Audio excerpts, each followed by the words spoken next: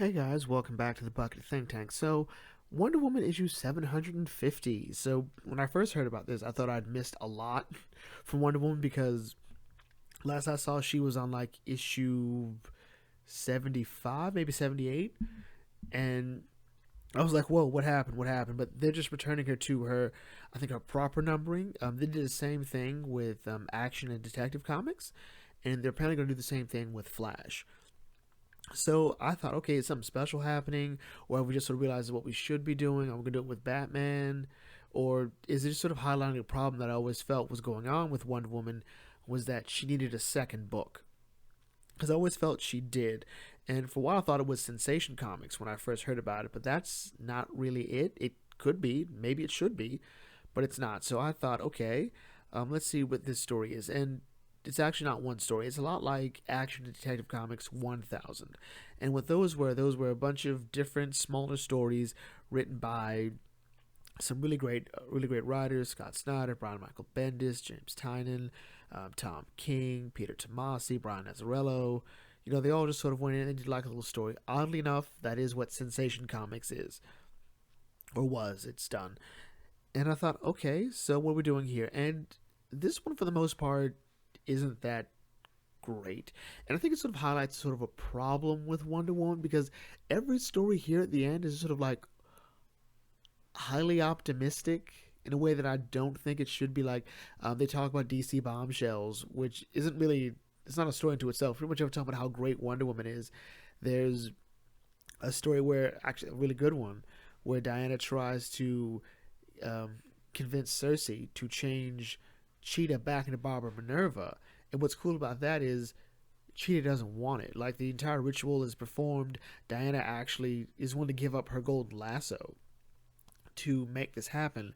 And Cersei says all we have to do when the ritual is completed, all she has to do is say she wants to go back to being Barbara and Minerva. All right, if she and she doesn't, she says Cheetah and she runs off.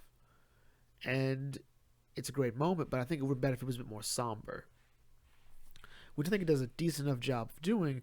But even something like her origin story is always the same thing. It's always building up to the same point. And that's sort of a problem I've always had with Wonder Woman. What is the real defining moment when Diana becomes Wonder Woman? Maybe I've missed it, and it just sort of lands a bit off to me because we all know the moment when Bruce Wayne becomes Batman. People have disputed when Clark Kent becomes Superman. Some will say it'll be when his dad had the heart attack in the movie, well, the original movie. Some will say it'll be around the end of Man of Steel, but I will say it'll be Dawn of Justice if we're going by that one. Um, there's probably a great in-universe reason for that, but there's always like a defining moment when a character becomes something more. And to me, Diana and Wonder Woman feel somewhat interchangeable.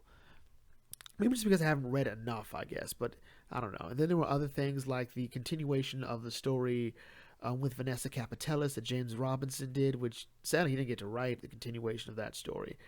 But ultimately, the real meat of this, the real reason I wanted to read this book was because of what it's supposed to do. So I've been meaning to talk about this for a while, but I just haven't had the time.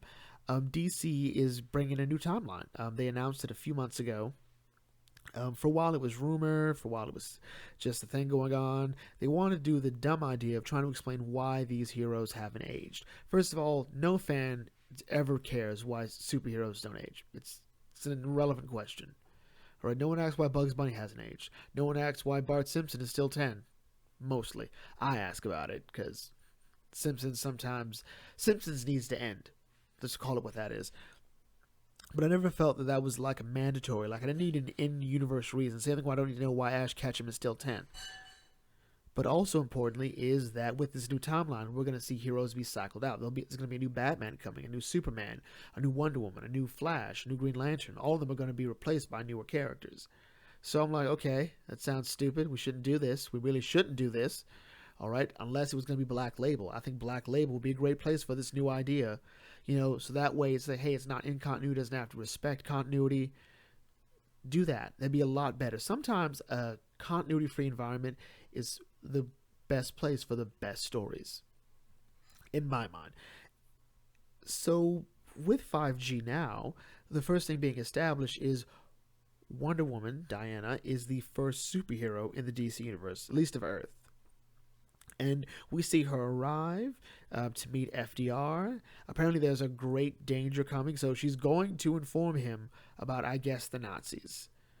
Or maybe it's after the Nazis? I didn't see a date for like when this happens. I know FDR is president, but and the idea is that she inspires the world. Like the comic ends with Alan Scott looking at his ring. I'm like, so Alan Scott isn't I don't see the point of not just having the JSA be the first superheroes. I just don't see the point of that. This is something that was sort of mentioned in a couple of groups that Doomsday Clock will not be canon. Like Doomsday Clock just won't be. It'll be reduced to the Black Label.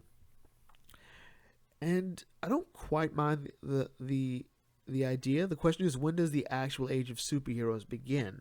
A lot of people will say it's when Superman arrives on the scene, which I agree with.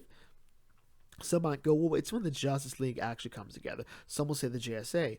I think what we'll be looking at is we'll be seeing Wonder Woman having been a member of the JSA for a bit. Actually, in original and some of the older stories, Diana's mother was a member of the JSA. So there's that. But ultimately, I don't know. I still feel this entire issue felt a bit off in some places. Everything's solidly written. I don't know. It always feels like there's an issue I have with Wonder Woman that I think this story sort of highlights. Well, this entire book sort of highlights, and I think that might be my next project. Anyway, with that in mind, we're gonna bring this video to a close here. What do you guys think of 5G coming up? I believe it's gonna be starting in the spring or summer. We'll really see it sort of kick off. Check out some other videos, and I will catch you all later. This is the Bucket Think Tank signing off. Thanks for watching, and as always, may your fandom serve you well.